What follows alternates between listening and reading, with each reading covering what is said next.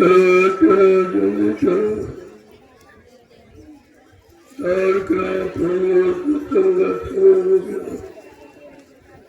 सब लोग सामने आगे बैठो ताकि एक वचन कृष्ण में रखे। सत्संग वचनों का असर प्रभाव सीधे मन पे पड़ता है, तब ये मन अपने गुनाहों को कबूल करता है कि मैंने कितना अच्छा किया, कितना बुरा किया, कितना पाप किया, कितना पुण्य किया, कितना सुख किया, कितना अशुभ किया। वैसे शैतान मन किसी से मानने वाला नहीं। इसने बड़े बड़े ऋषि मुनियों को, योगियों को, महर्षियों को, ब्रह्मचारियों को धराशायी कर दिया। ऐसा शैतान मन हमारे सबके अंदर रह रहा है, लेकिन हमने आपने आज तक इसको न निकाल पाया, न कंट्रोल नियंत्रण कर पाया। और ये मन बराबर मनमानी किया करता है। इसकी जब ऐसी इच्छा होती है, अपनी इच्छा की पूर्ति के लिए आपके शरीर को साथ में लेकर अगर काम की इच्छा हुई तो काम की इच्छा को पूरी करा लिया, क्रोध की इच्छा हुई तो क्रोध की इच्छा को पूरी करा लिया, लोभ मोह अहंकार की इच्छा हुई तो लोभ मोह अहंकार को पूरा करा लिया। और आप इस मन का कुछ नहीं कर सकते। तो तुम्हारे अंदर बैठा सच्चा सूरवीर वही है जो अपने दुश्मन मन पर विजय प्राप्त करे। ये मार काट करना ये बहादुरी वीरता नहीं, ये तो हिंसा और हत्या। हिंसा हत्या कभी बहादुरी वीरता नहीं होती। इसलिए संत महापुरुषों ने समझा के कहा, बड़ा बैरी ये मन घट में, इसी को जीतना कठिना, पड़ो तुम इसी के पीछे और सभी यत्न तजना। अब कलयुग में आपको कुछ नहीं करना। पहले के जितने साधन थे कलयुग में संत महापुरुषों ने निषेध कर दिया, क्योंकि कलयुग का जीव कमजोर है, भोगी विलासी है, शक्तिहीन है, विवेकहीन है, चरित्रहीन है। लिहाजा पहले युग की साधना कलयुग के जीवों से नहीं हो सकती। इसलिए गोस्वामी जी महाराज ने रामचरितमानस में उत्तरकांड में लिखकर यह सब समझा दिया कि कलयुग के जीवों, तुम्हें अपने समय में कौन सी पूजा करना, कौन सी साधना करना। कलयुग योग यज्ञ नहीं दाना, एक आधार नाम गुण गाना। कितना साथ आपका कलयुग में योग जब तो भवन पूजा पाठ कुछ, क्योंकि आपका तन गंदा, मन गंदा, खान पान गंदा, इंद्रियां गंदी, देखना सुनना, उठना बैठना, बोलना चालना, सोचना समझना, करना कराना सब गंदा। गंदगी में कोई पूजा स्वीकार नहीं होती। इसलिए संत गोस्वामी जी महाराज ने कलयुग के जीवों के लिए बड़ा साथ लिखा। ये कलिकाल में साधन दूजा, मन क्रम वचन गुरु पर पूजा। इस कलियुग में दूसरी कोई साधन, कोई पाय पूजा पूजा नहीं है, केवल अपने गुरु को मनसा वाचा कर्मणा, उनके आदेश का पालन करना। इसलिए साफ साफ शब्दों में कहा कि कलयुग केवल नाम धारा, सुमित सुमित नर उतर पाया। ये कहते तो है लेकिन समझ के नहीं कहते। कहते कलयुग केवल नाम धारा, कहते सीताराम राधे श्याम। बात कलयुग की है और तुम त्रेताद्वापर को शामिल कर रहे हो। कलयुग में कौन सा ऐसा नाम, क्योंकि हर युग की ये परंपरा विधान है कि हर युग में नया पुरुष नए नाम को जगा के लाया और उसी नाम से उसने काम किया। एक ही नाम नहीं रहा। सतयुग में हरि नाम, त्रेता में राम नाम, द्वापर में कृष्ण नाम। तो इसी तरह कलयुग का भी कोई नाम होना चाहिए।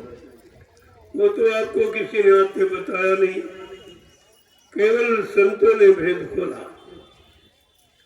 सर्वप्रथम कबीर दास आए, उन्होंने साहब नाम जगाया। शिवदयाल सिंह महाराज ने राधा स्वामी नाम जगाया। ये राधा स्वामी कोई आदमी इंसान का नाम नहीं है, लेकिन आप टेका दे के फंस जाते हो। अरे नाम वही जो काम करे। अपने समय के जीवों के लिए शिवदयाल सिंह महाराज ने राधा स्वामी नाम जगाया था। उस समय जिन लोगों ने उस नाम को लिया और नाम की महिमा जानी, और उनका काम शिवदयाल सिंह महाराज ने कर दिया। तुम्हारा काम तो नहीं होगा, वो तो काम करके चले गए। अब तुम्हारा काम, तुमने अपने काम की कोई खोज नहीं की। गुरु नानक जी महाराज आए, उन्हें वाहे गुरु नाम जगाया, और बाबा जी ने जय गुरुदेव नाम जगाया। कोई नई बात नहीं है, ये हर युग की परंपरा है, हर युग का विधान है। हर युग का प्रभु परमात्मा का नाम अलग अलग है, लेकिन तो सब एक ही बन गए। जैसे कबीर पंथी के लोग एक ही बन गए। कबीर कबीर चिल्लाते, कबीर कोई आदमी इंसान है। काया वीर कबीर, जिनको अपनी काया शरीर पर नियंत्रण कर लिया और इंद्रियों को वश में कर लिया, वो कबीर है। बात समझने की, जब तक संतों के परमार्थी वचन नहीं सुनोगे, आपकी समझ में कुछ नहीं है। क्यों? संत वचन अटपटे और झटपट लखे न कोई, और जो झटपट लखे तो चटपट दर्शन हो। ऐसे वचन है। कहा 12 साल वो संत की टोली, तब समझ में आवे एक बोली। 12 वर्ष लगातार संतों की शरण में पड़े रहो, उनके वचनों को याद करते रहो, उनके आदेश हुक्म का पालन करते रहो, समय के नाम की कमाई करते रहो, तब कहीं एक आध वचन आपकी समझ में। इतने मतलब यदि रहस्य नहीं, और तुम गए 2-4 दिन रह के हम सब समझ गए, और जरा सी कोई बात आई तो फट रहे लोग, घेरे नहीं लगा। इसलिए समझदारी से काम करो। उलझन से उलझ जाएगी, सुलझाने की कोशिश करो। जब आप उलझे हो, तुम्हारा मन उलझा है, तुम्हारी इंद्रियां उलझी है, इनको सुलझाओ। जब तक सुलझाओगे नहीं, तुम्हारी उलझन खत्म नहीं होगी। एक एक वचन को बड़ी सावधानी के साथ, क्योंकि ये वचन मोल नहीं बिकते, किराए पर नहीं मिलते। ये संतों की मौज पर निर्भर है। जीवों पर कब कैसी मौज हो जाए, दया हो जाए, कृपा हो जाए, मेहरबानी हो जाए, और आपको वचन मिल जाए जिससे तुम्हारा बचाव हो जाए। हर तरफ से आप बचाओ। वचन बचने बचाने का काम करते। वचन कोई भाषण स्पीच प्रवचन के लिए नहीं होते। आपने इस बात को समझा नहीं। कितनी बड़ी भूल हो गई, और कितना आपकी जीवात्मा का काम कल्याण का होना था, वो भी आप करेंगे। इस भूल ने आपका कितना नुकसान किया, और अब भी समझ में नहीं आती हो। अब भी अल्लाह शोर को मचाते घूम रहे। तो कितना समझाया जा रहा, ये परिवर्तन का समय है, बहुत सोच समझ कर रहने की जरूरत। बाबा जी ने भविष्यवक्ताओं को तुरंत आदेश दिया कि विश्व पटल पर भविष्यवाणी सोच समझ के करना। ये परिवर्तन का समय है, तुम्हारी सबकी भविष्यवाणियों को वहीं पर रोकवा दिया जाएगा। जो परिवर्तन करने आया वो भूमिका अपने अनुसार बनाएगा, तुम्हारी सबकी वारियों को जो रुकवा दिया। और आपने देखा किसी की सिद्ध नहीं हुई। महात्मा सूरदास ने भी कहा था, अरे मन धीरज क्यों न धरे, संबत 2000 के ऊपर ऐसा योग पड़े, पूरब पश्चिम उत्तर दक्षिण 24 काल फिरे, अकाल मृत्यु जगमाही व्यापे, प्रजा बहुत मरे। सब आपके सामने नजारा है, ठीक नहीं हो रहा है। तब उसको सूरदास ने भी कहा, प्रजा के बहुत बड़े सफाया हो जाएगा, तब सहस्र वर्ष सतयुग लागे, धर्म की बोल बढ़े। कहते हैं हरि की लीला करे नाइट, ये हरि की लीला है, करे नहीं सकती। लेकिन सूरदास ने और भी कुछ कहा, काल चाल से वही बचे जो सतगुरु ध्यान धरे, रे मंदिर क्यों न धरे। अंत में उन्होंने कह दिया कि कलयुग की कठिन परिस्थितियों से अपने आप को वही बचा पाएगा जो समय के सदगुरु का ध्यान करेगा। यह सबको लिखा पढ़ी होते हुए भी आपकी शंकाएं नहीं जा रही, संदेह बोल ब्रह्म आपका कदम नहीं हो रहा, आपको विचार करना चाहिए। संत महापुरुषों की वचन वाणी संपूर्ण विश्व के लिए होती, एक मुझे एक धर्म एक इंसान के लिए नहीं होती। वो देसी प्रदेशी नहीं, सर्वदेशी और सर्वहितैषी और दूरदर्शी, ये उनकी भक्तिकारदर्शी, उनकी वाणी है जो तीनों कालों में सिद्ध होती, भूत भविष्य वर्तमान। लेकिन संतों के वचन इतना आसान नहीं है, आप समझ। कबीर साहब एक काली अक्षर नहीं पढ़े थे, उनको शब्द का ज्ञान था। अक्षर ज्ञान तो भूल जाओगे तो पढ़ोगे, लेकिन शब्द कभी भुलाया नहीं जाता। जो कुछ तो नैनों से देखे, काल भोग सब करता, और सब मर जाए शब्द नहीं मरता। इन दो आंखों से जो कुछ देख रहे हो, दो कानों से सुन रहे हो, ये सब नाशवान है। तुम्हारे देखते देखते सुनते सुनते ये सब नष्ट हो जाएगा, सब पीरान हो जाएगा। लेकिन शब्द अजर अमर है। इसलिए संत महापुरुष अक्षर ज्ञान कराने नहीं आते, शब्द ज्ञान जो कभी मिटता नहीं, कभी मरता नहीं, कभी खत्म नहीं होता, कभी बदलता नहीं। यह सब आपको ध्यान में रखना चाहिए था। इतने दिन आपको सत्संग सुनाया गया, लेकिन आपकी समझ में कुछ नहीं आया, कुछ भी नहीं। बाबा जगदेव जी महाराज ने 10 जुलाई 1952 से लगातार पूरे हिंदुस्तान में घूम घूम कर उनका चौमुखी संदेश दिया, चाहे राजनीति हो, चाहे धर्म नीति, चाहे न्याय नीति हो, तो सत्य नीति हो, प्रेम नीति हो, हर नीति को स्पष्ट रूप से कहा। लेकिन लोगों ने उस पर विचार नहीं किया,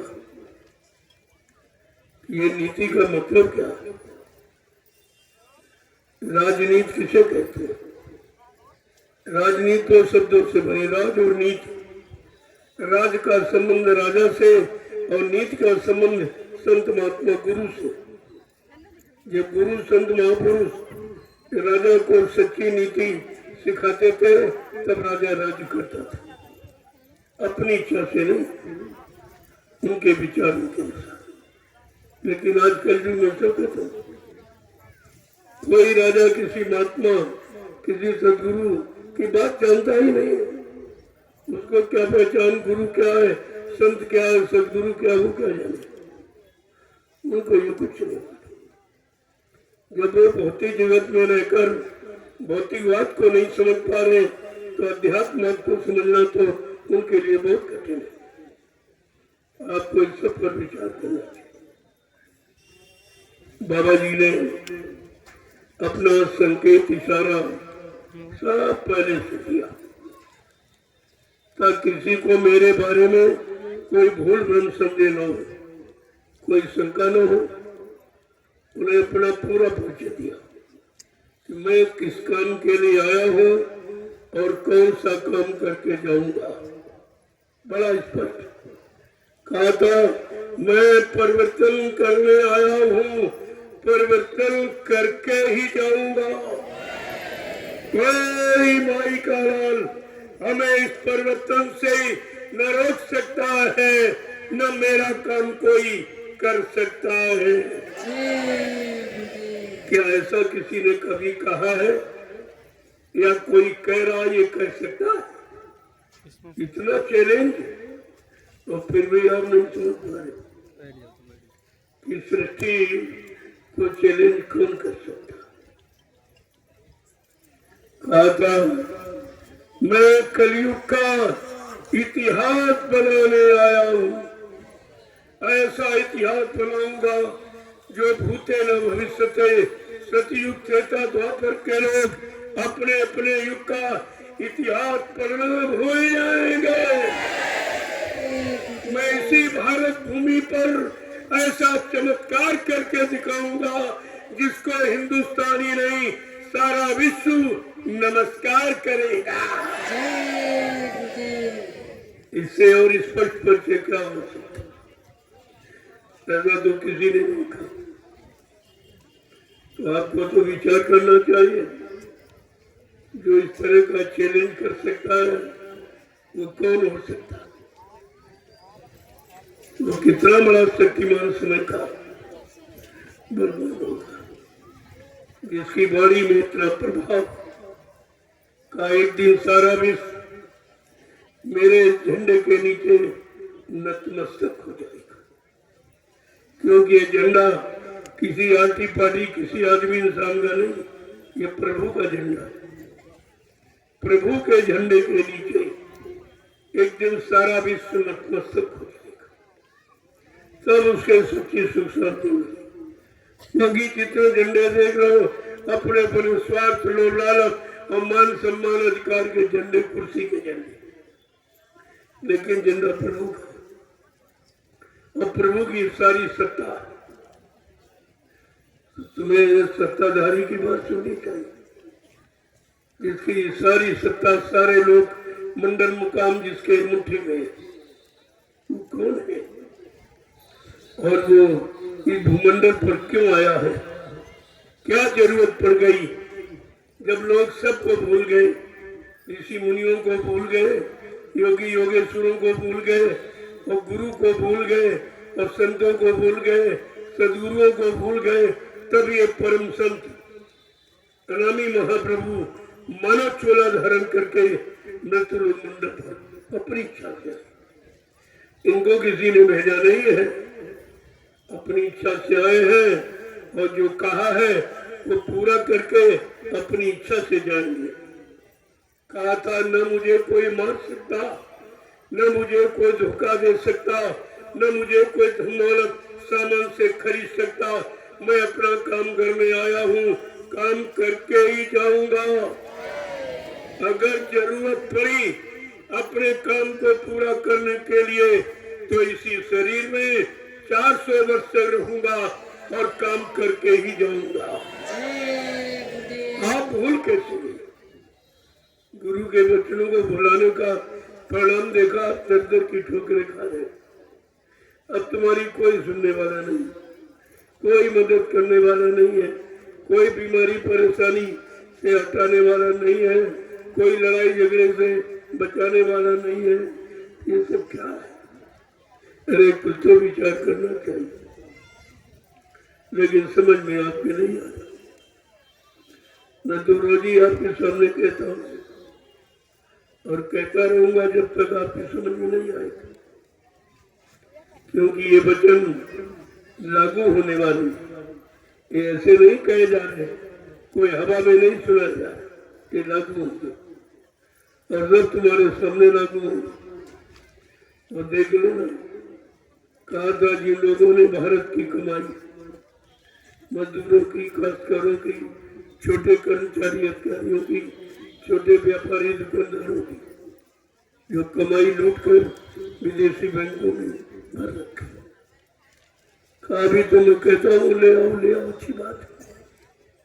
तुम ये समझते हो कोई जानता नहीं है, महात्माओं से तुम बच नहीं सकते। उनके पास ऐसा कैमरा है, वो सब तुम्हारा देख रहे हैं।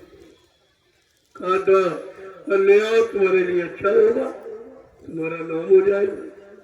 अगर तुम नहीं ला सकोगे तो मैंने तो प्रतिज्ञा की है कि मैं इस विदेशी बैंकों में जो धन जमा भारत की कमाई का, वो किसी की नहीं है, भारत की कमाई, जिसका भारत के लोगों को ब्याज तक नहीं मिलता।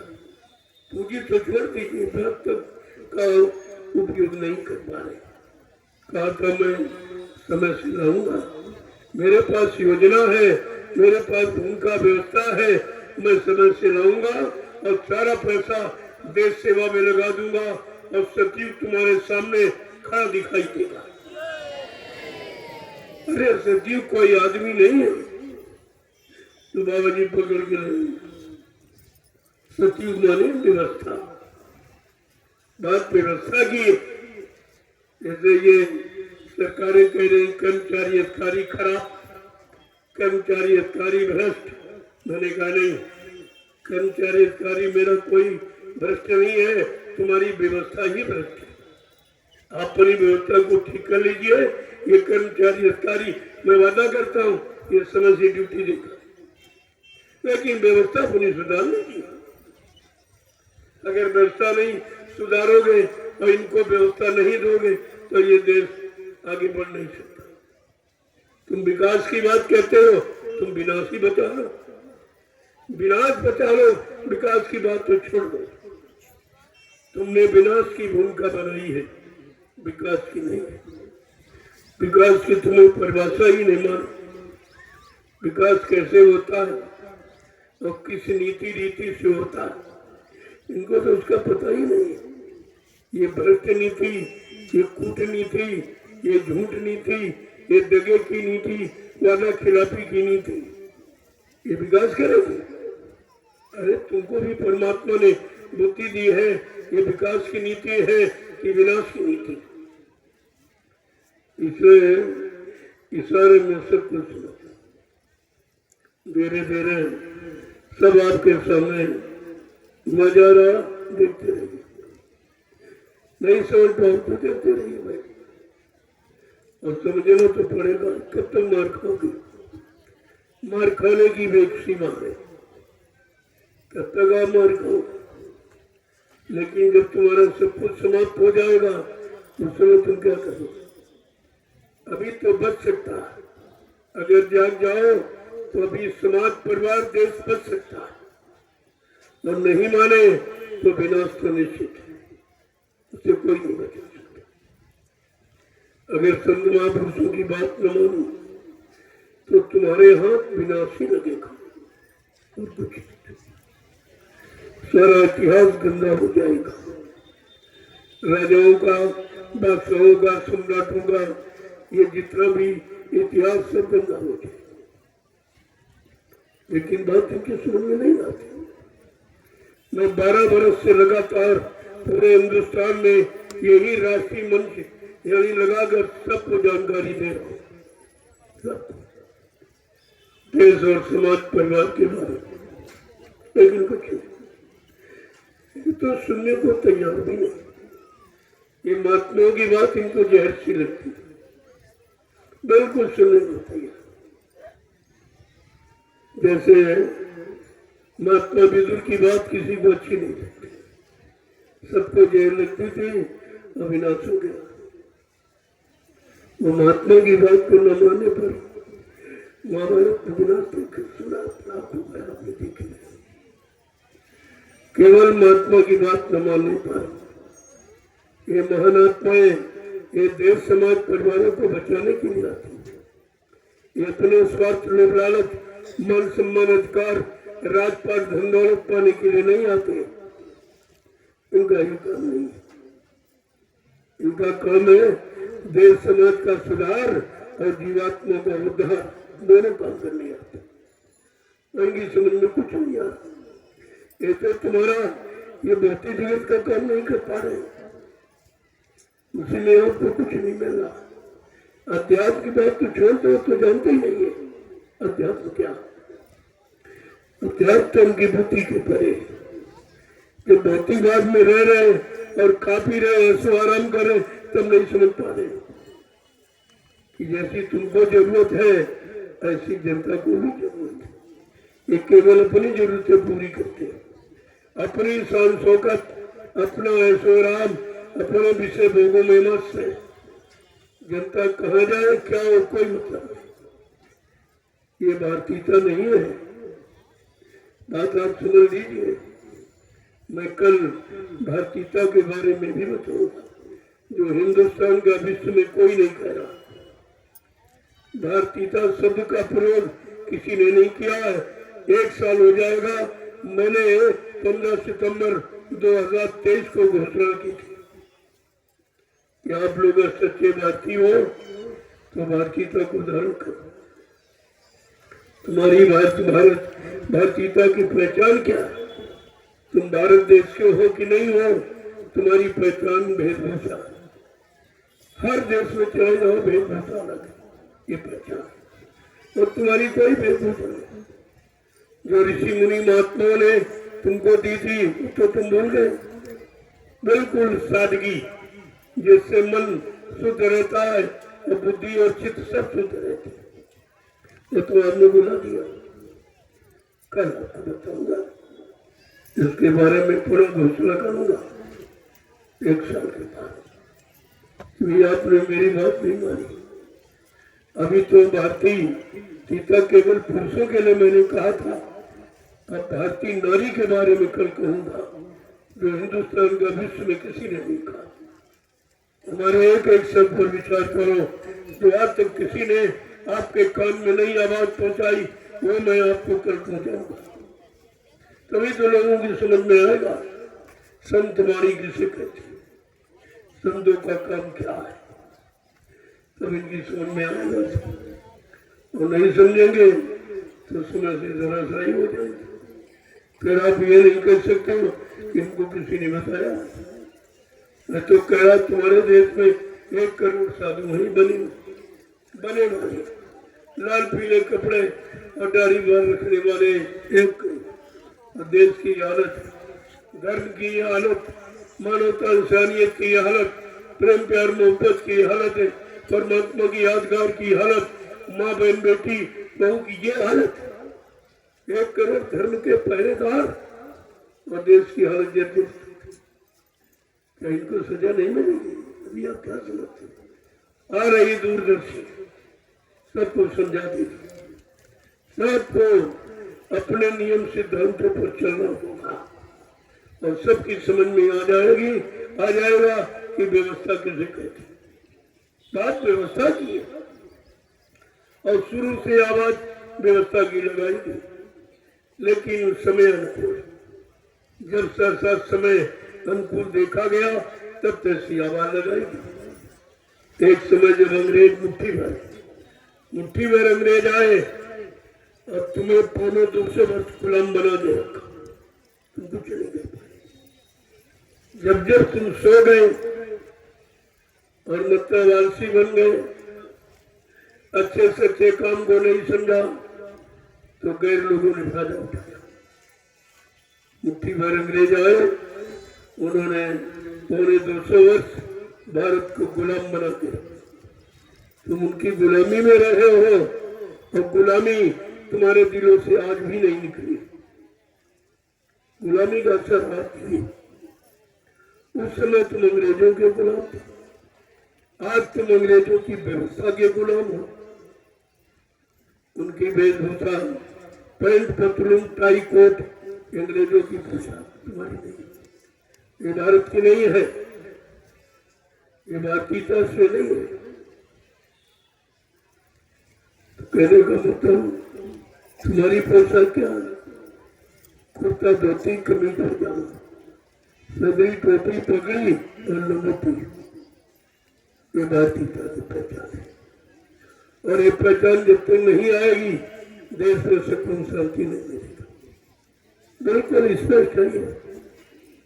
गांधी जी ने क्या कहा था? सादा जीवन, उच्च विचार, ये है उन्नत का आधार। अगर उन्नति, उत्थान, प्रगति चाहते हो तो सादगी में आ जाओ, लेकिन कुछ नहीं। खान पान भी आपने अंग्रेजों का, अंडा, मुर्गा, इंग्लिश दारू, ठंडी बियर, क्या है ये सब अंग्रेजों की खुराक। तुम खा रहे हो, तुम भाषा के गुलाम तुम और खान पान के गुलाम तुम, और भाषा तुम्हारी हिंदी और संस्कृत हिंदुस्तान की, लेकिन तुम अंग्रेजी भाषा का प्रयोग करते हो, तुम भाषा के गुलाम हो। आप भी नहीं छोड़ पाए गुलामी, तुम्हारे रग रग में समाई हुई है। जब अंग्रेज गए तो उन्होंने गांधी महात्मा से कहा, देखो मैं तुम्हारे देश को छोड़ के जा रहा हूं, कुछ नहीं लिया जा रहा, लेकिन ऐसी छाप डाल दी कि 350 वर्ष भारत अपना सुधार नहीं कर पाएगा। ये छाप डाली हो तो तुम समझ नहीं पाए, कुछ उनके इशारों को नहीं समझ पाया। तुमने अपनी भाषा हिंदी, संस्कृत दो बनी, देवताओं की भाषा तुम्हारे यहाँ संस्कृति, और हिंदी जिनमें रोचकता, मधुरता, मिठास और जिनमें उत्साह और प्रेम से भरा हुआ है, हिंदी भाषा भूल गए आप। तो आपने किया क्या? तुम कहते आ जाओ, हम कहते पक्के गुलाम हो। अब तुम पक्के गुलाम हो, उस समय तो अंग्रेजों के गुलाम थे, अब तुम उनकी बनाई व्यवस्था के गुलाम। जो व्यवस्था छोड़ गए उसी में रह रहे हो, तुम्हारी जीवन की जीने की कोई व्यवस्था नहीं। ये सब सुन लीजिए आप, मैं भी इशारा कर रहा हूँ, आगे समय आ रहा, तब आपको ये सब सोचना पड़ेगा, समझना पड़ेगा, तो करना पड़ेगा। अगर परिवार, समाज, देश में सच्ची सुख शांति चाहती तो, और किसी से सुख शांति न मिलने वाली है न आने वाली है। कौन ले आएगा? कहाँ रखी सुख शांति? तो उठा के ले आएगा। सुख और शांति तुम्हारे अंदर है। पहले अपने अंदर झांक के देखो कि सुख शांति हमारे अंदर से क्यों जा रही है, कि हम गंदगी के आदि हो गए। गंदा खान पान करके, यानी आहार करके अपने विचारों को गंदा कर लिया, और विचार गंदे हो गए तब आपकी सोच गंदी हो गई, और आपका देखना सुनना, उठना बैठना बोलना चलना सब गंदा, और आपके कर्म गंदे हो गए, तो जैसे कर्म घोषा फल हो गया। अब फल आपको मिल रहा है, ये बीमारी, वो परेशानी, ये लड़ाई झगड़ा, मतलब ये सब तरह की बात समझ में आ जाएगी। थोड़ा और समय निकलने दो, और परेशानियां बढ़ने दो, और बीमारियां बढ़ने दो, तब तुम्हारी समझ में आएगा। तुम अच्छाई सच्चाई को समझना ही नहीं चाहते। आत्मा बचाते कि सब बच जाए, तुम बचाओ, तुम्हारी आल औलाद बचाए, तुम्हारा परिवार, तुम्हारा सामान, ये सब बच जाए, लेकिन तुम उनकी बातें नहीं सुनते, उनकी बात तुम्हारी समझ में नहीं आ रही, बेफालतू का शोरगुल मचाते हो। इससे जो होने वाला नहीं वो बात कहते हो। अरे जो होने की बात करो, और होनी तुमको मालूम नहीं कि आगे क्या होने जा रहा है, कौन सी व्यवस्था बनने जा रही है, कैसा परिवर्तन होने जा रहा, वो तो तुम्हें मालूम नहीं है। आइडिया, अंदाज कभी परिवर्तन को पूरा पूरा नहीं दर्शा सकता। विचार करो। आज सत्संग का दूसरा दिन, आज प्रेमियों की संख्या देखिए, ये कुशीनगर है, होना चाहिए खुशी नगर, और है बेचारा दुखी नगर। ये खुशी नगर नहीं रहा, दुखी नगर, इसको खुशी नगर में बदलना है। बात तो सही है, वो काम होनी थी की स्थापना करनी है, जो ये दुखी नगर सुखी नगर हो जाए। परिवर्तन ये होना, इतना बड़ा जन्म दे गए आप, कहीं किसी के पास नहीं। जबकि लोग किराया भाड़ा खर्च करते हैं, सरकारी वाहनों का प्रयोग करते हैं, सब कुछ बांटते हैं, लेकिन फिर भी इंसान कभी खरीदे नहीं जाते। ये बात ये भूल गए, इंसान और इंसानियत ये कभी खरीदी नहीं जाती। और इन बेचारों को कुछ नहीं मालूम। ये आपके सामने देख लीजिए, इनसे पूछो तुम किस लिए आए, तो कहेंगे हम दुख है, अपना दुख तो सुनाने आए। और किसी को सुनाएंगे तो बगैर पैसे सुनेगा नहीं, पहले तो फीस मांगेगा 1000 रुपये 500 फिर तो तब तुम्हारी मुसीबत सुनेगा। ये भारत देश की महिमा देखिए आप, और इस दरबार में सबकी सुनवाई होती, सुनवाई नहीं, सबकी आशाओं को पूरा किया जाता है। बशर्ते एक बात की आप प्रतिज्ञा ले लो तो तुम्हारा सब ठीक हो जाएगा, आप सब परिवार शाकाहारी हो जाए।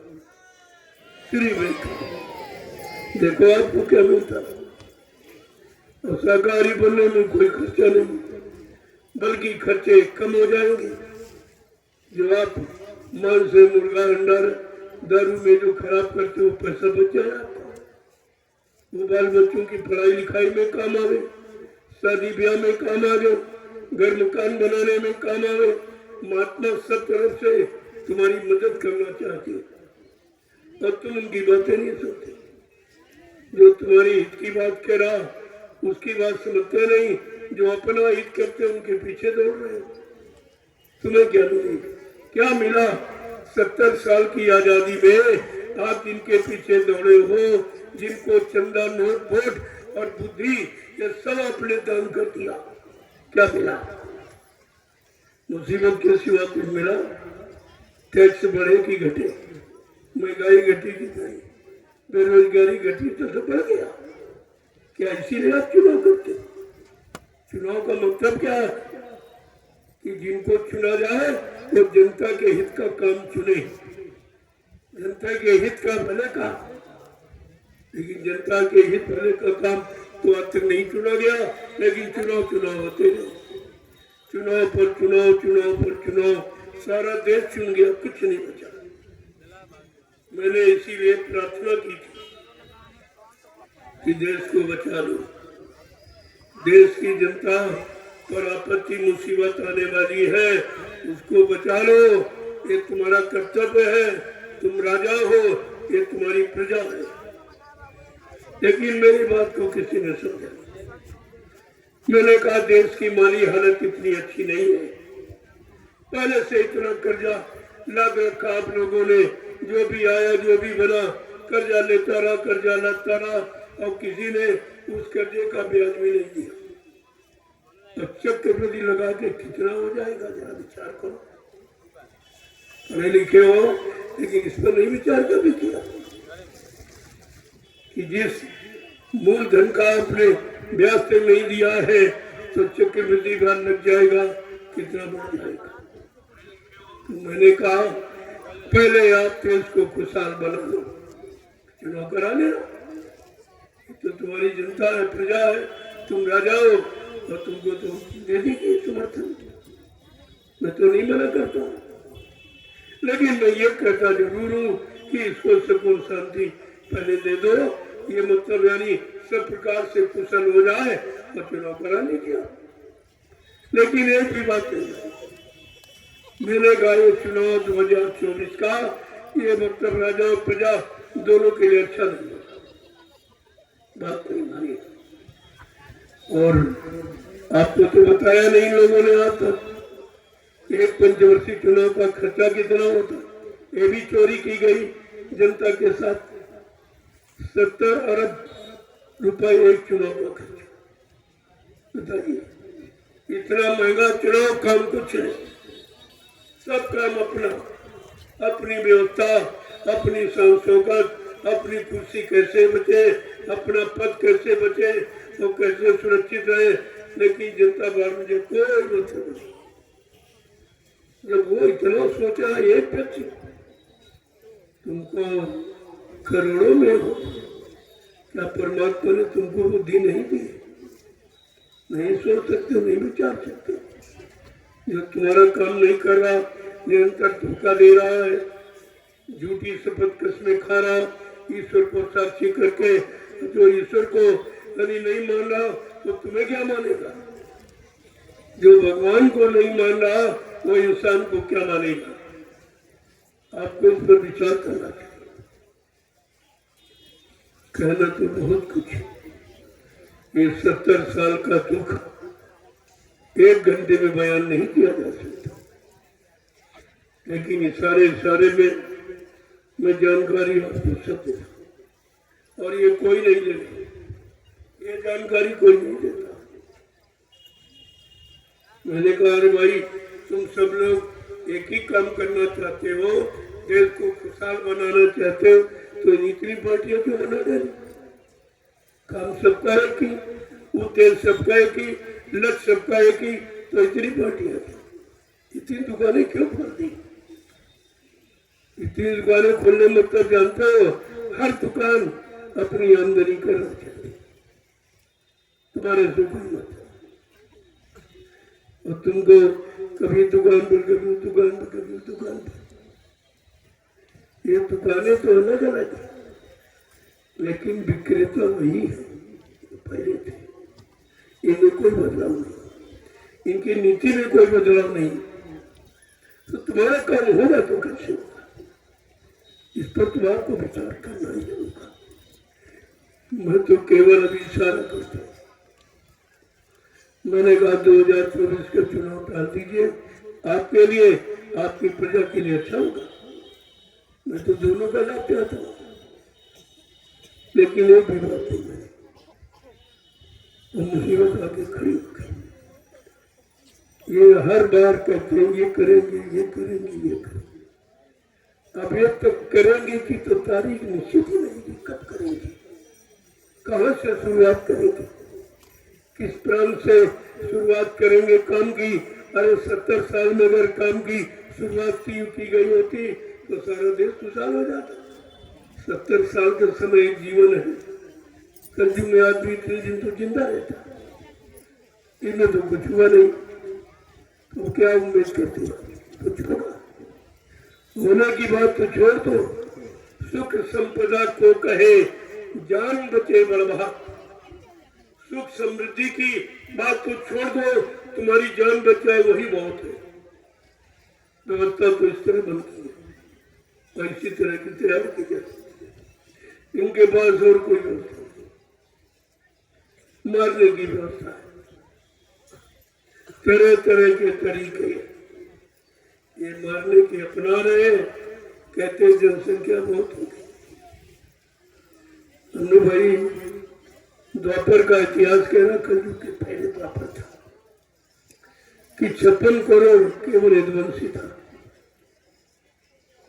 उनके बाल बच्चे स्त्रियां छोटे, और जातियां कितनी थी, कितनी अछोड़ी दल महाभारत में आया था। तब कोई परेशानी नहीं थी। तब कहते कृष्ण के राज में घी दूध की नदियों में थी, कृष्ण के राज। आज नेताओं के राज में घी दूध की नदी तो नहीं बह रही, लेकिन शराब की नदी जरूर बह रही। चारों तरफ किसी सड़क पर निकल जाओ, चौराहे पर भगवान राम कृष्ण का साइन बोर्ड नहीं, कोई देवी देवता का नहीं है, लेकिन शराब के बहुत सारे हिंदुस्तान बैठे। क्या ये हिंदुत्व है? क्या ये धार्मिकता है? क्या आप राम कृष्ण को कलंकित नहीं कर रहे हो? तो क्या मतलब उनका सम्मान कर रहे हो करके? इसने भगवान को नहीं बख्शा, तुम्हें क्या बख्शेगा? मन को भी नहीं बख्शा। तो आपको इस पर विचार करना चाहिए। अब थोड़े से वचन सुन लीजिए। महापुरुषों ने हमेशा जगाने का काम किया। जब जब आप सो गए तब तब आपको जगाने का काम किया, उनका काम है। तो इसी नाते ही अगर पहले जाग जाओ समय से तो तुम्हारा सब कुछ बच जाएगा। अभी आपके सामने आवाज दी जा रही कि नींद त्याग जरा आँख खोलो, नींद त्यागो जरा आँख खोलो, नींद त्याग जरा आँख खोलो, नींद त्यागो जरा आँख खोलो, कब तलक यूं ही सोते रहोगे, कब तलक यूं ही सोते रहोगे, पाप गठरी पटक दो जमीन पर, पाप गठरी पटक दो जमी पर, कब तलक पाप ढोते रहोगे, तलक पाप ढोते रहोगे, रूप प्रभु का गुरु ने बनाया, रूप प्रभु का गुरु ने बनाया, रूप प्रभु का गुरु ने बनाया, रूप प्रभु का गुरु ने बनाया, जिसने समझा वही जान पाया, जिसने समझा वही जान पाया, ये है सत्य का ज्ञान ले लो, ये है सत्य का ज्ञान ले लो, कब तलक यूं ही रोते रहोगे, कब तलक यूं ही रोते रहोगे, बट रहा सत्य का ज्ञान ले लो, बट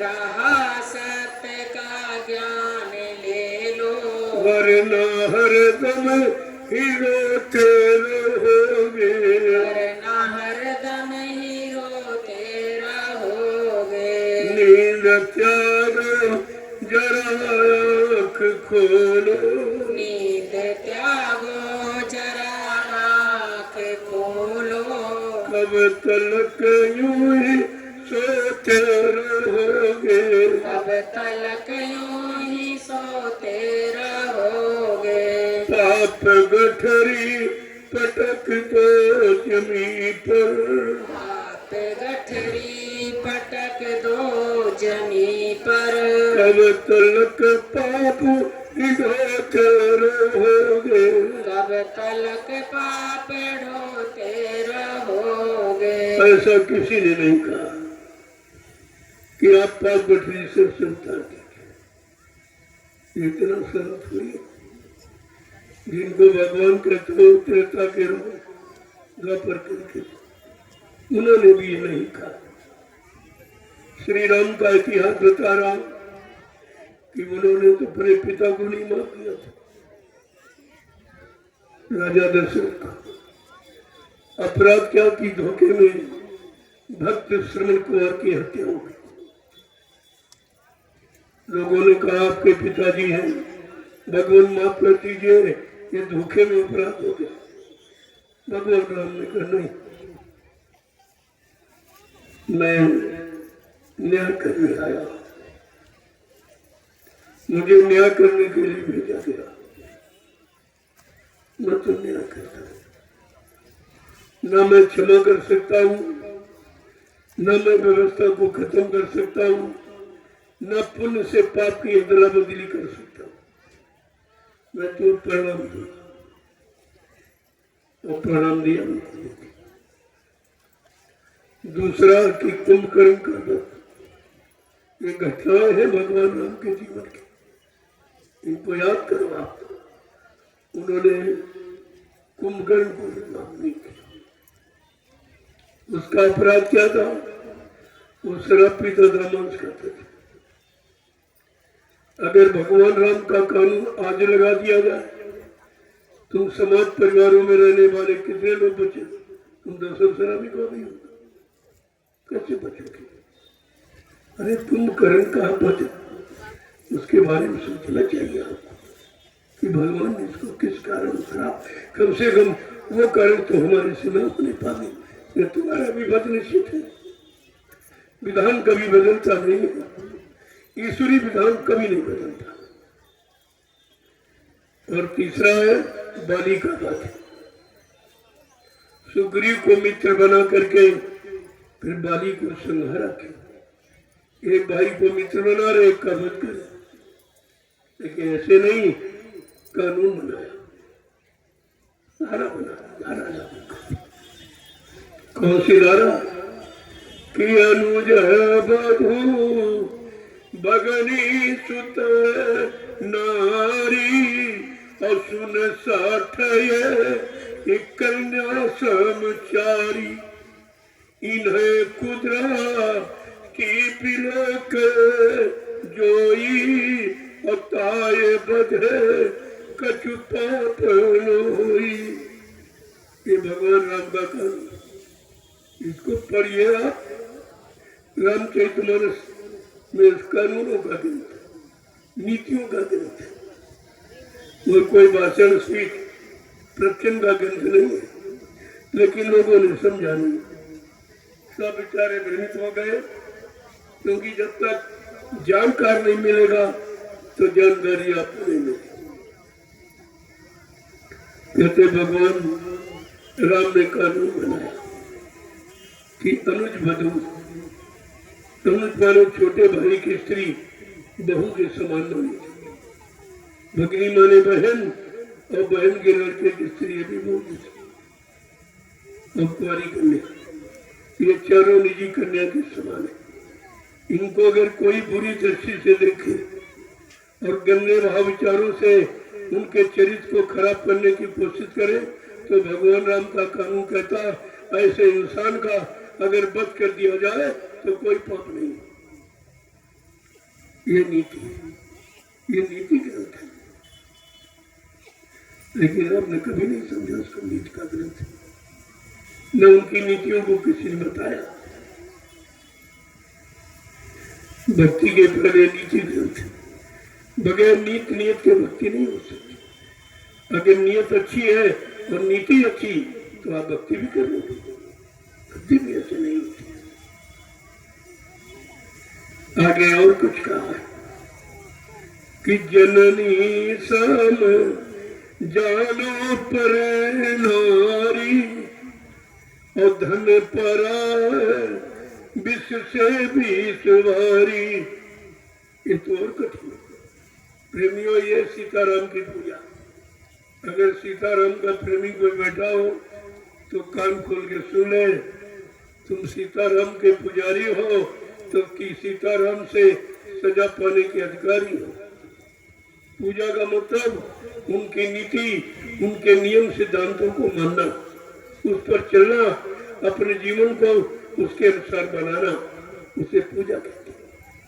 तो तुमको ऐसी पूजा सिखा दी गई, यहाँ शराब भी पीते पूजा भी करते, शराब भी पीते पूजा भी करते, गंगा भी नहाते रामायण पढ़ते, कोई पाबंदी, कोई कानून नहीं, कोई कानून, कोई पाबंदी। और कहते हैं श्री राम को मानते। अरे श्री रामचरित मानस एक ही है। श्री राम ही श्री रामचरित मानस और श्री रामचरित मानस ही श्री राम। लेकिन ये वोटों के लिए तो मानते हैं श्री राम को, लेकिन नीति के लिए, सिद्धांतों के लिए, वसूलों के लिए ये रामचरित मानस को बिल्कुल नहीं मानते। और नहीं जिनके पास कोई रामचरित मानस का ज्ञान है, कोई जानकारी नहीं। देखो किस तरह से कहते जननी समझानो पर नारी, ये राम की पूजा का सिद्धांत है कि पराई स्त्री को अपनी माँ के समान जानो और पराया धन जहर का जहर जानो। ये दोनों चीजें तुम्हारे बस की नहीं, तो फिर कैसे श्री राम की पूजा करें? पहले समझो, पूजा का मतलब कोई दाढ़ी बाल लाल पीला कपड़ा पहन लो, कोई छापा की लगे नहीं, चंदन मंदन लगा लो, क्या पूजा ही? ये तो भेद है, ये शरीर का ऊपरी बनरूपी भेद,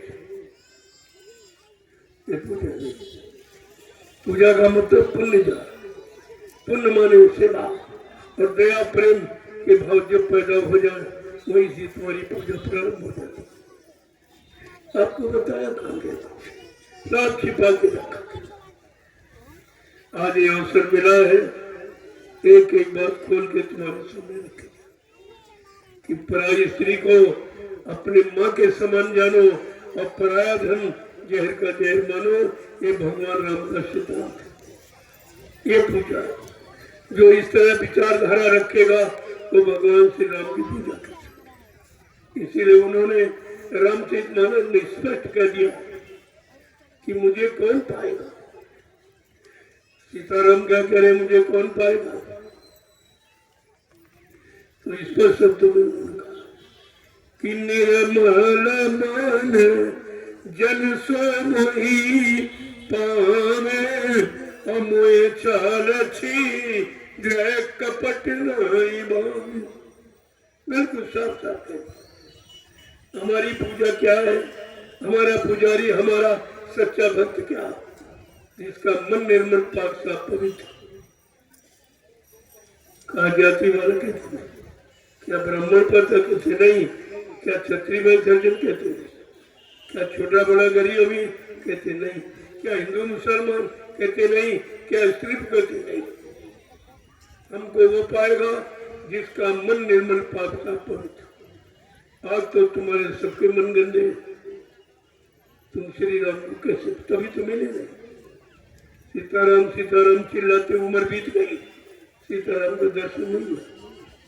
क्यों कि अंदर से गंदे, अंदर से गंदगी भरी है, विचार भरा है, तो फिर कैसे मिले? तो नहीं मिले, जीवन निकल गया। तो सीताराम कहने से सीताराम थोड़ी मिले। सीताराम ने क्या कहा, क्या नियम सिद्धांत रामचरितमानस में बताए, जब वो उसके अनुसार अपना जीवन बनाओगे तब तुम उनको पाने के अधिकारी हो।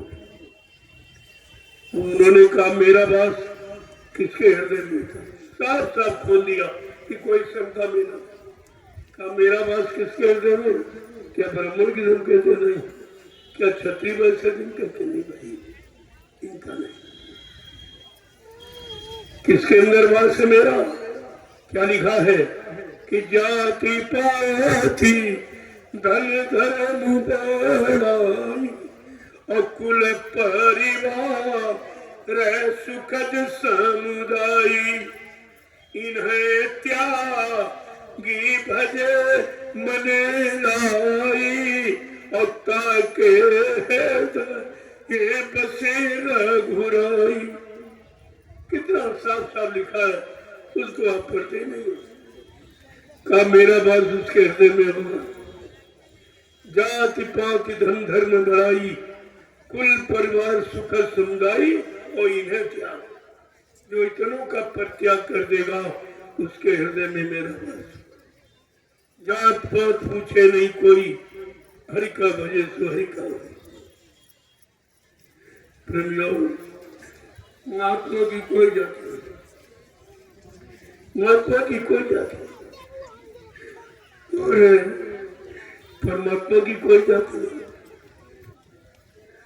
और भक्ति की कोई जाति नहीं, भगवान की कोई जाति, गुरु को कोई जाति नहीं, शिष्य की कोई जाति नहीं। ये जाति पाति से परे है। ये सबके लिए आते हैं, सबके हित कल्याण के लिए आते हैं, सबको लाभ देने के लिए आते हैं समान रूप से। इनमें कोई फर्क, कोई अंतर नहीं होता। तो महापुरुषों ने खोल करके कहा, रे भाई तुम कब तक सोते रहोगे? न श्री राम को जान पा रहे हो, न भगवान कृष्ण को जान पा रहे हो। वो चिल्लाते रोज हो और जानते किसी को नहीं। तो क्या कह रहे हैं कि नींद त्यागो जरा आँख खोलो, नींद त्यागो जरा आँख खोलो, कब तलक यूं ही सोते रहोगे, कब तलक यूं ही सोते रहोगे।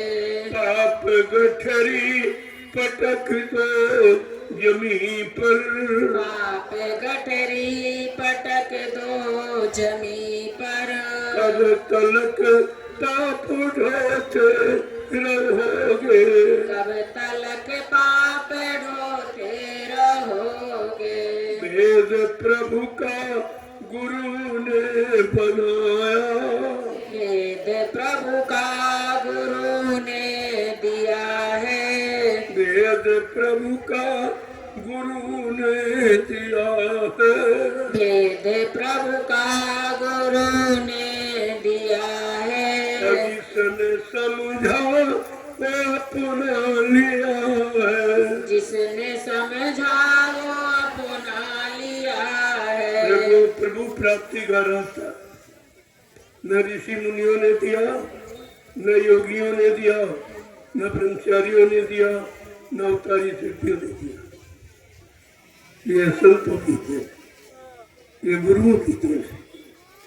उन्होंने भगवान से मिलने का रास्ता दिया।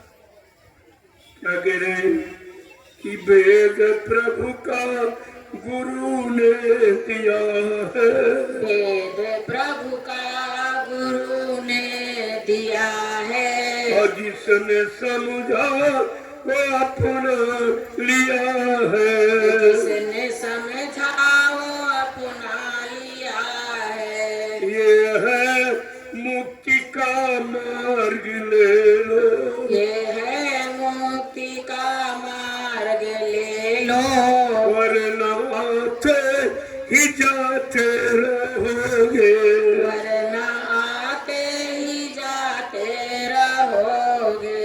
नींद त्यागो जरा आँख खोलो, नींद त्यागो जरा आँख खोलो, कब तलक यूं ही सोते रहोगे, कब तलक यूं ही सोते रहोगे।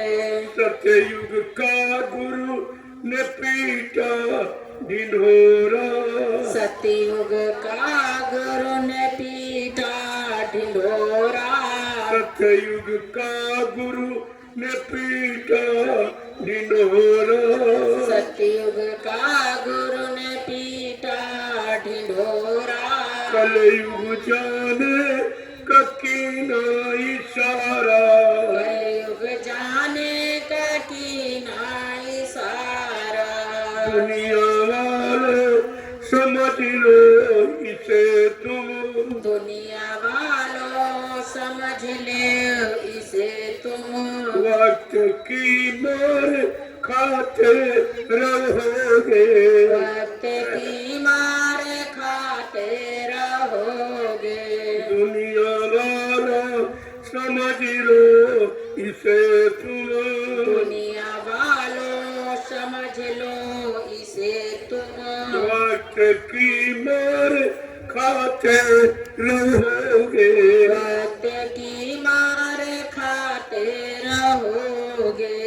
जिनको तुमने बनाया है अपना, जिसको अपना बनाया है तूने, जिनको अपना बनाया है तूने, जिनको अपना बनाया है तूने, कोई तुमको न अपना कहेंगे, कोई तुमको न अपना कहेंगे। तुम हो चंद रोजा मुसाफिर, तुम हो चंद रोजा मुसाफिर, तुम हो चंद रोजा मुसाफिर, तुम हो चंद रोजा मुसाफिर।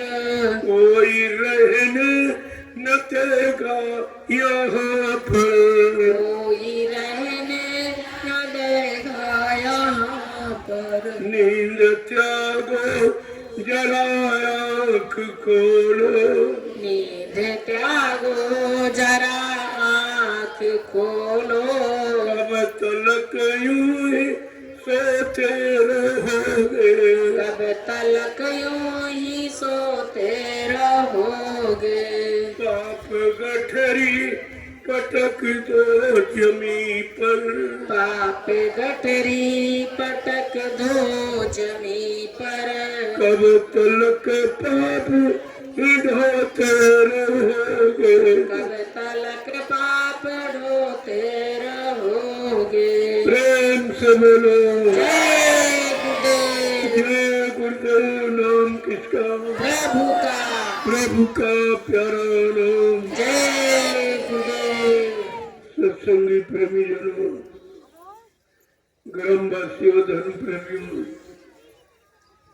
ये समय बड़ा खराब है।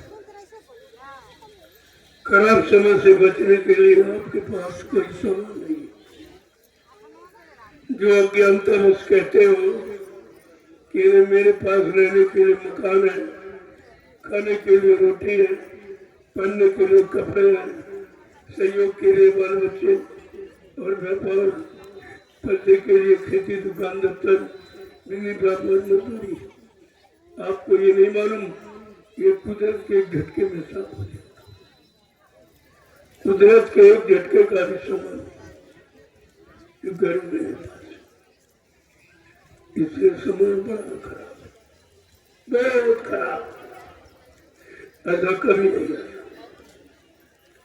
अगर आपने बात नहीं मानी तो फिर आपको पछताना, रहोगे तो पछताओगे, चले जाते कोई बात नहीं, लेकिन बहुत बड़ी जनहानि होगी। 20-20 कोस पर कोई चिराग जलता नजर आएगा, इतने मकान खाली हो जाएंगे, कोई रहने वाला नहीं खाली। आप 1-1 इंच जमीन पे झगड़ा कर रहे हो आज, तो कल का समय इतना खराब है, इन मकानों में कोई रहने वाला नहीं। बड़े ध्यान से इस बात कर सकते हैं, इतना खराब समय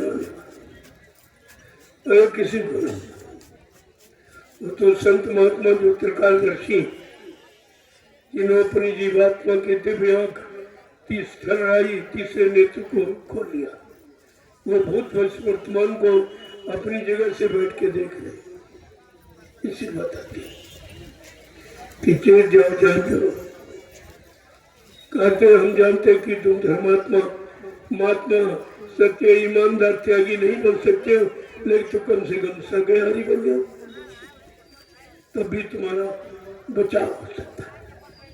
कहते मैं कुदरत से तुम्हारे लिए प्रार्थना कर दूंगा, अगर आप सरकारी भी नहीं बन, तुम जानो तुम्हारा काम जानो। लेकिन कोई ये नहीं कर सकता हिंदुस्तान कि हमको किसी ने बताया।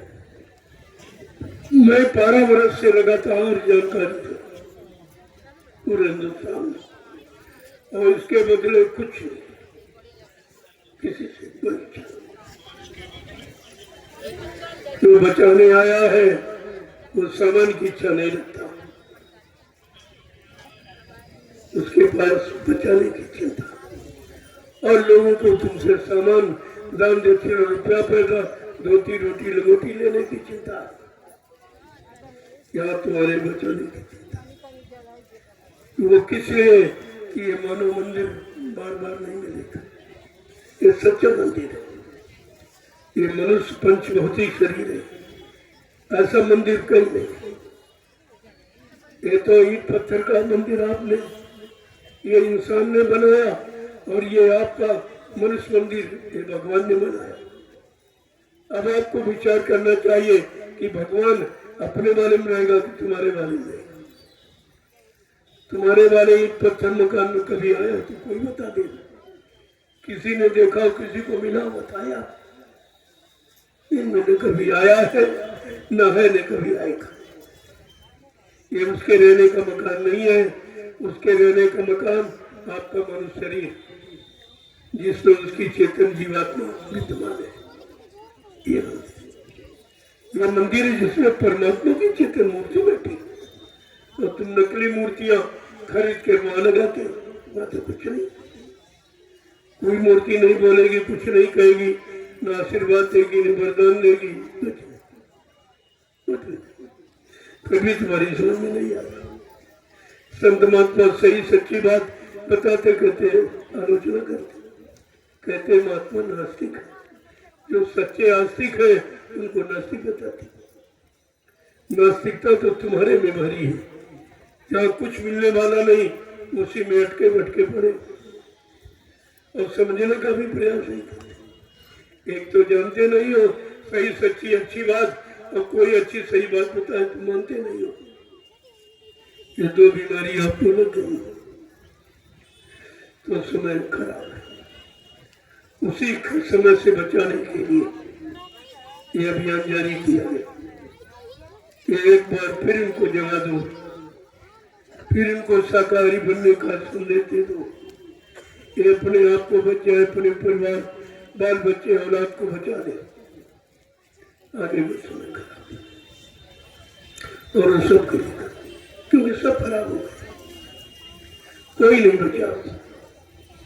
पहले लोग कहते कि मुसलमान मतलब मांस खाता हो, अब उनसे ज्यादा हिंदू खाता, उनसे ज्यादा हिंदू खाता।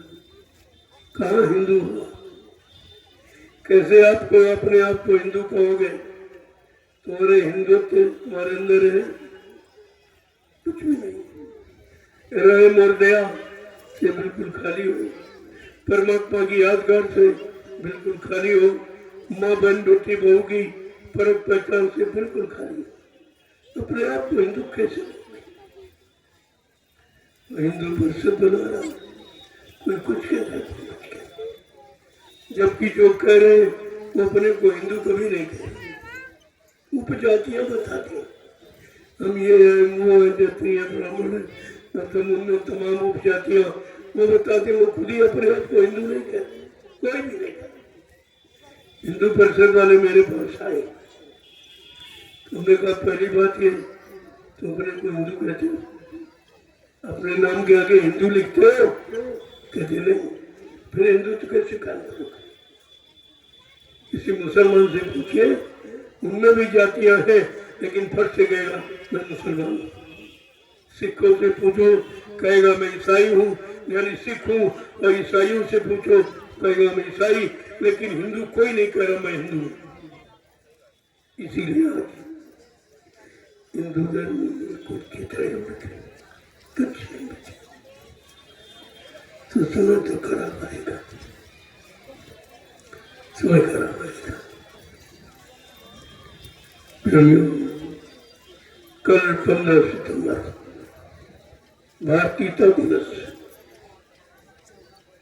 जिसके बारे में सारे हिंदुस्तान का पूरे विश्व को यह संदेश पहुंचाया जाता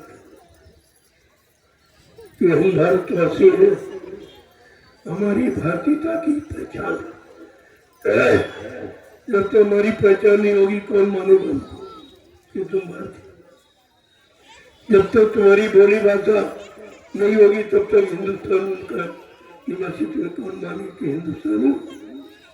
जब हिंदी भाषा संस्कृत भाषा तुम्हारे पास आई नहीं, तुम्हें हिंदुस्तानी कैसे लोग? अरे विचारी विषय है, ये हवा में उड़ाने वाली बातें नहीं है।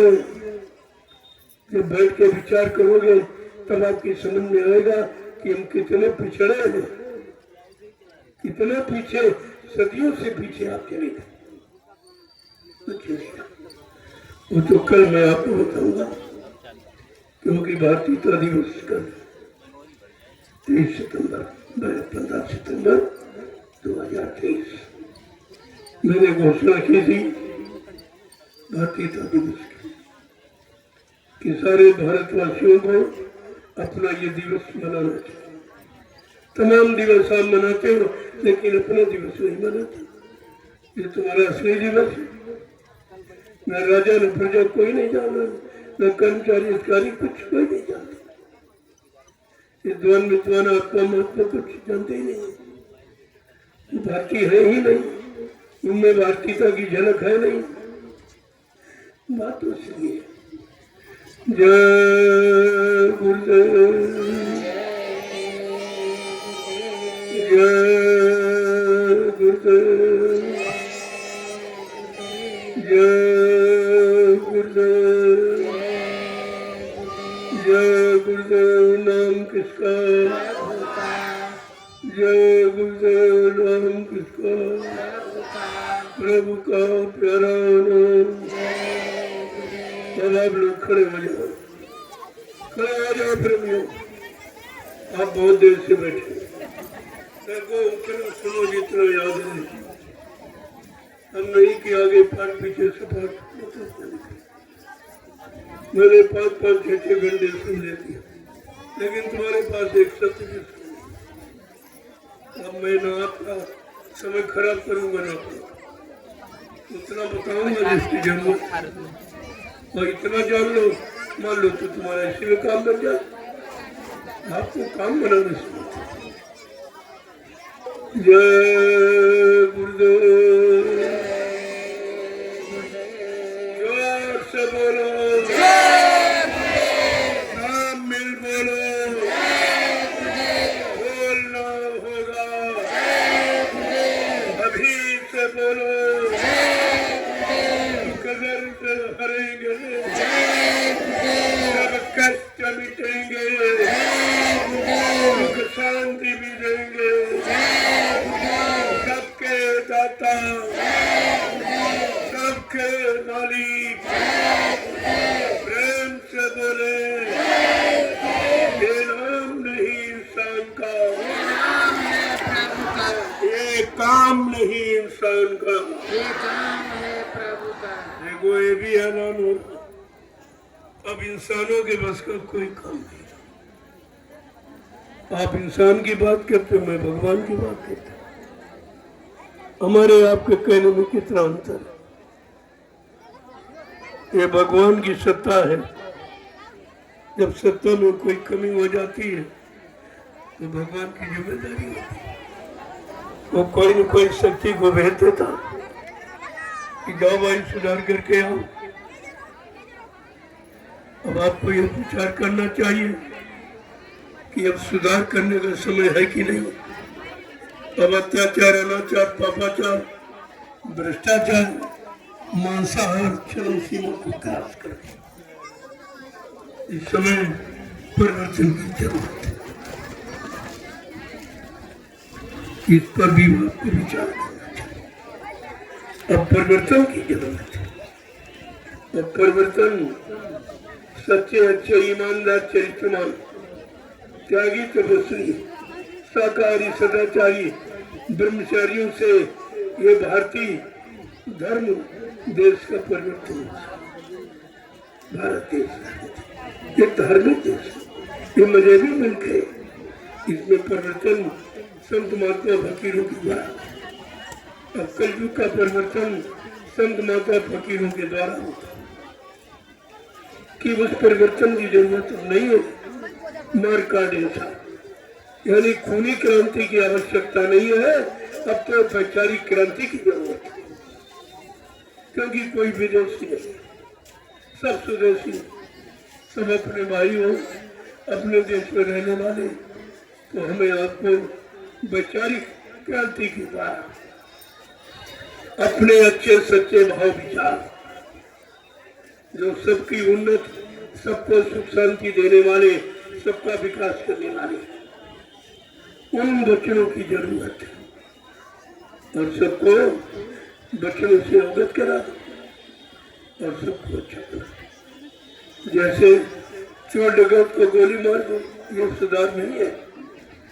इसको मोड़ के साधु बना दो, ये सुधार, क्योंकि वो भी समाज में जीना चाहता, परिवार में रहना चाहता, लेकिन उसके सामने तमाम मजबूरियां, कुछ तो मजबूरी बस खराब हो रहे हैं और कुछ एक दूसरे को देख के खराब हो।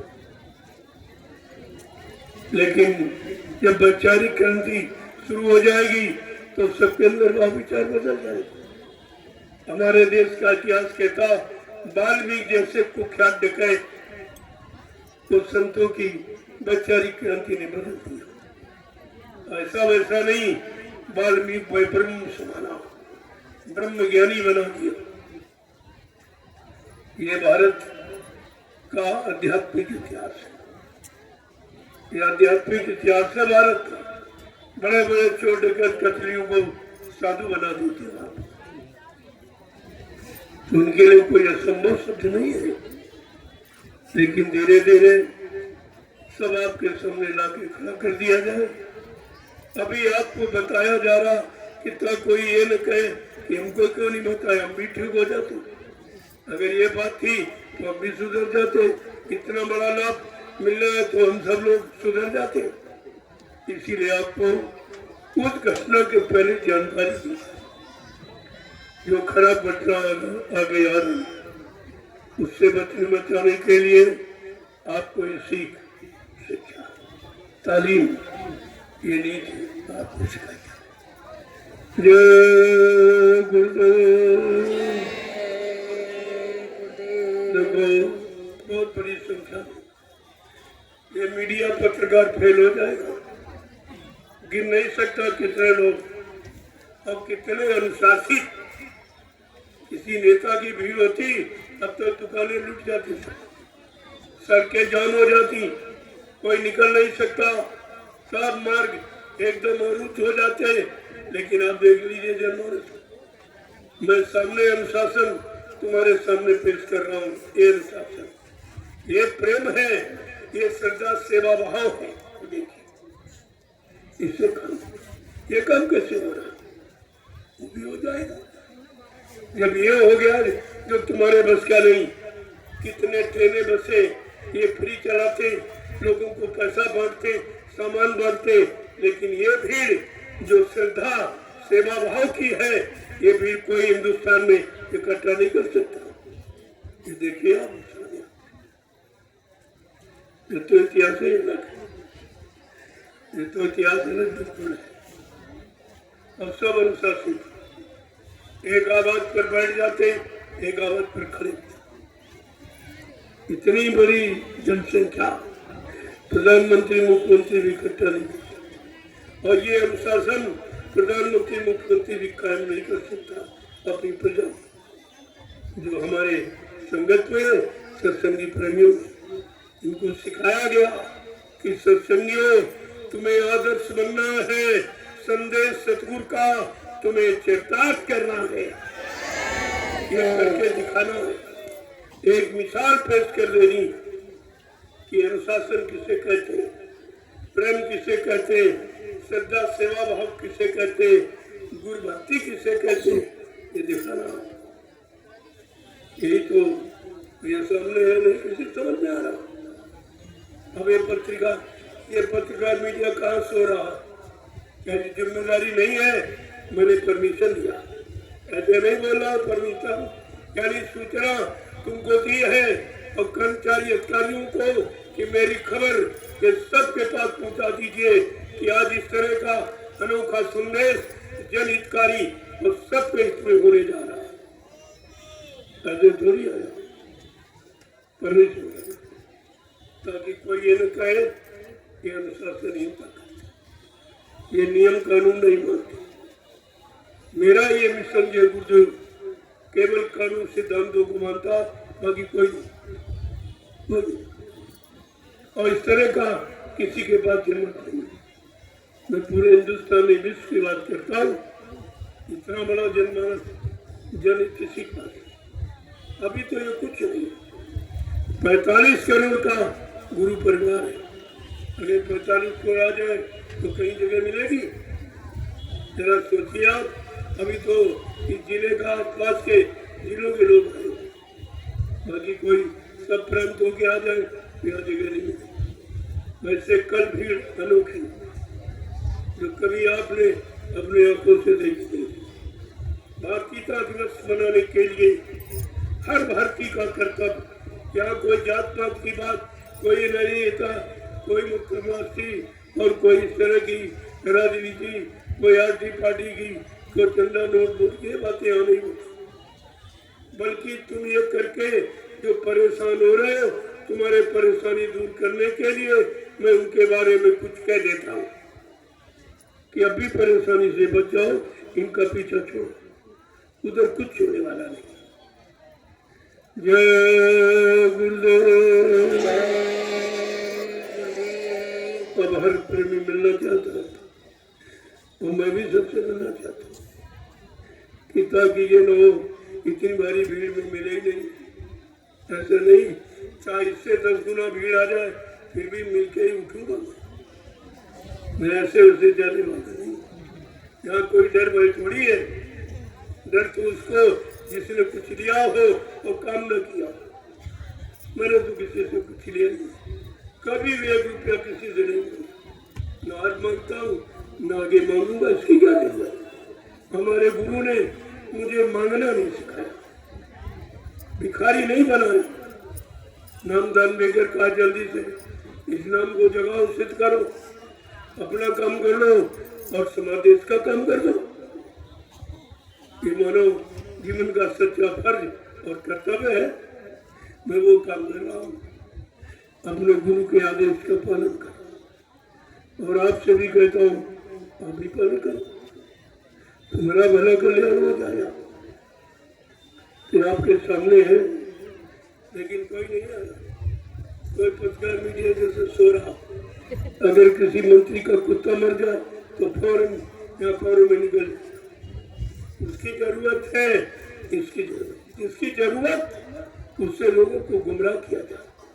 ये डरते हैं कि अगर ये भीड़ दिखा दी जाएगी तो हमको लोग वोट नहीं देंगे। तो मैं क्या कोई वोट मांगता हूँ या वोट के लिए किसी को मना करता हूँ? ये तो मेरा काम ही नहीं। मेरा काम तो जीवात्मा को परमात्मा से मिलाने का। मेरा इधर का कोई काम नहीं। अब ये है इनकी व्यवस्था अगर अच्छी हो जाए तो बैठ के भजन करने लगे। तो व्यवस्था के लिए जरूर कुछ कर रहा हूँ और बना के तैयार कर दूंगा। हमको तुम्हारी जरूरत ही नहीं। ये इतने प्रेमी मेरे लिए बहुत है काम करने के लिए। हमको किसी की जरूरत वह नेता बेता मंत्री की हमको कोई जरूरत। मैं जानता हूँ ये कुछ कर ही नहीं सकते। अगर करने की क्षमता होती तो अब तक 70 साल में कुछ करके दिखा देते। मैं तो जान गया, मैं इनकी बात ही नहीं करना चाहता। इनकी बात मुझसे कहना सुना नहीं देता। यहाँ तक इनका दर्शन करना अशुभ है, अशुभ। जो वादा करे पूरा न करे, ईश्वर की शपथ खाए कोई काम न करे, उसका चेहरा नहीं देखना चाहिए। जय गुरुदेव।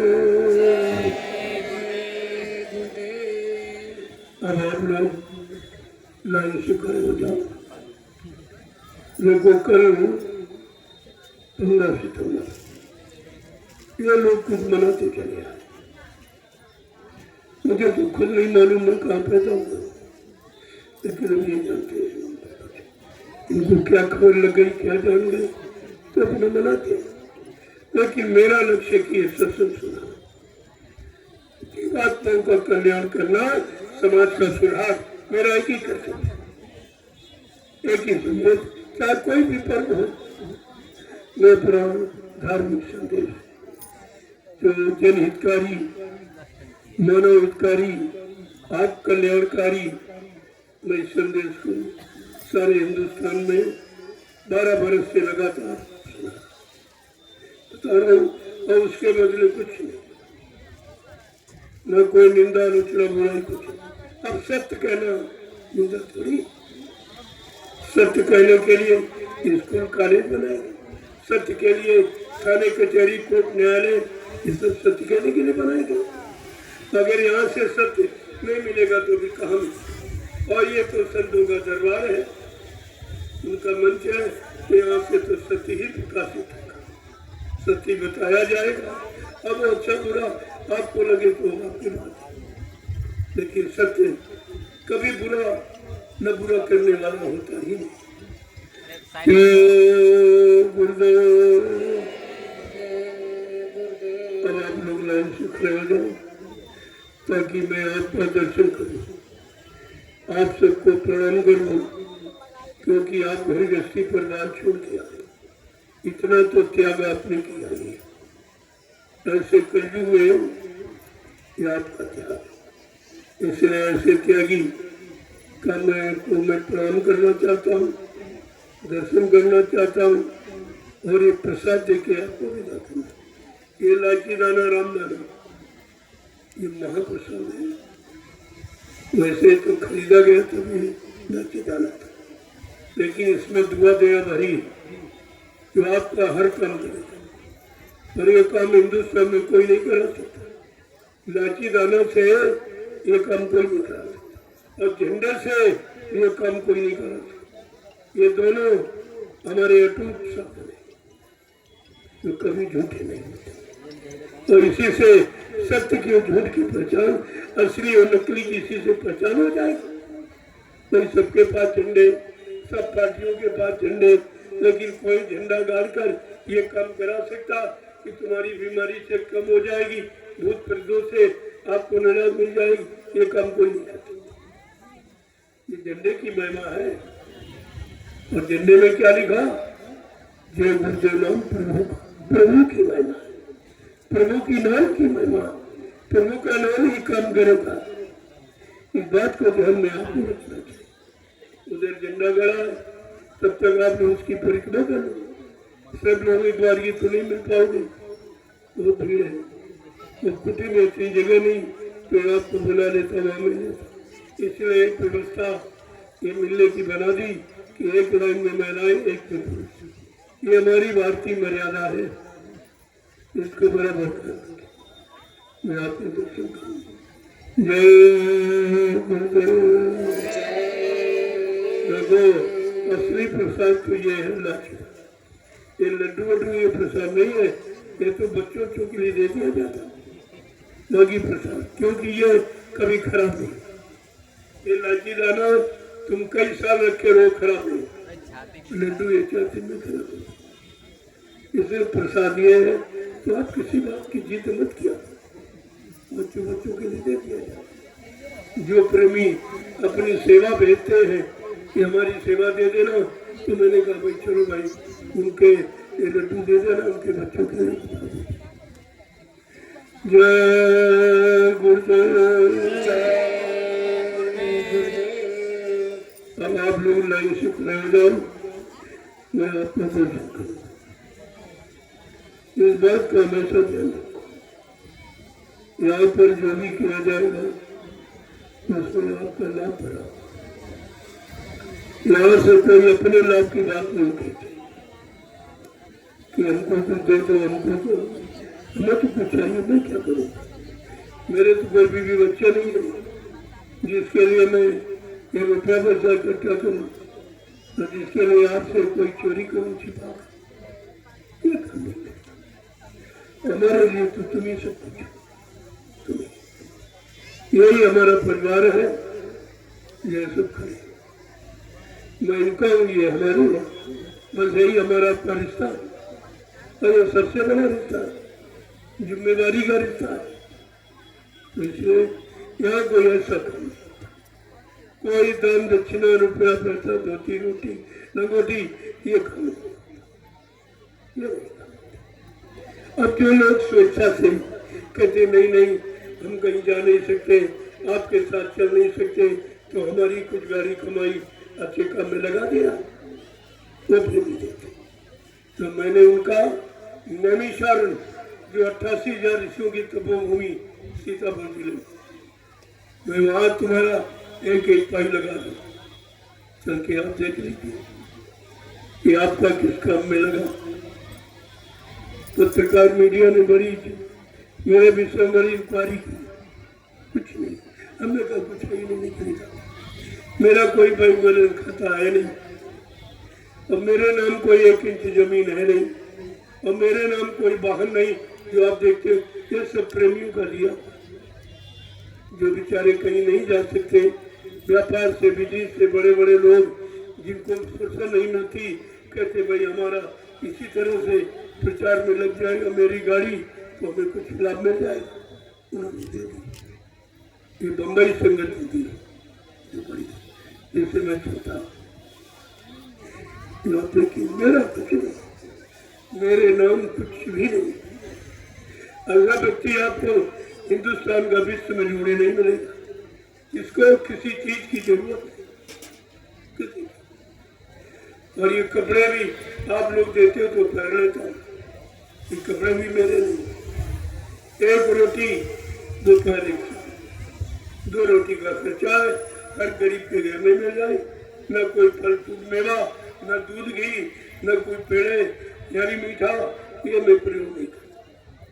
कोई घी तेल तला भोजन, एकदम सादा, उबली सब्जी, उबली भात, और ज्यादातर नमक रोटी खाते, नमक ले लिया और रोटी, कोई मिर्च मसाला, कोई घी तेल तला, कुछ नहीं। आप सोचो हमारे कुछ खर्चे नहीं, तो मैं लेके क्या करूँ? जो आप देते हो उसको उधर परमात्मा में लगा देता हूँ, आपका नहीं शरण में लगा दिया, चल के आप देख लो। यहाँ इस तरह की धोखाधड़ी का काम नहीं होता, जो है आपके सामने। जय गुरुदेव। आचार्य आप लोग